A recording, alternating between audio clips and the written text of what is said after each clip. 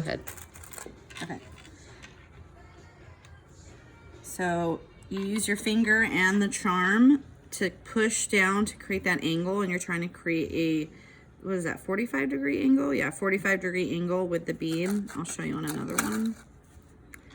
This one, it kind of goes in, so you want to, again, just use the charm and your finger to push down. You know, this will get in the way a little bit, but that's okay.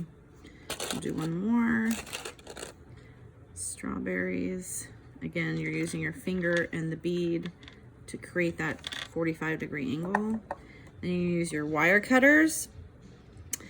Use the flat side facing the charm. If you do the other side, it'll create like a sharp point, and you don't really want it to be sharp. You want it to be flat.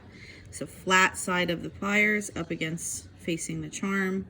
You're going to cut about 1 centimeter, which is roughly half of an inch, but then take the round nose pliers, and you're going to grab at the tip of the wire, not back here, but at the tip of the wire. And then it also matters where you're doing it on the tool. You don't want to do it at the very front. You want to go about 1/3 of the way in the pliers. So cutting it at 1 centimeter, you generally want to go 1/3 of the way into the pliers.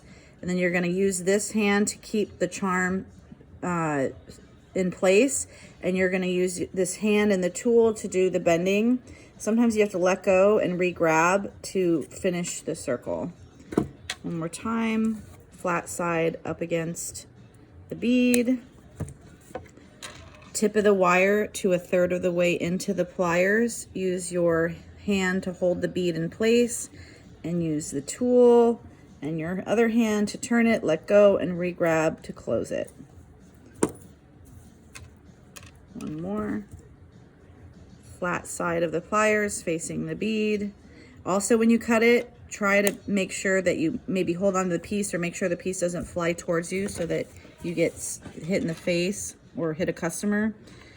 Tip of the wire to 1/3 of the way into the pliers. Use your hand to hold the bead in place, and then the tool to close it. Cool.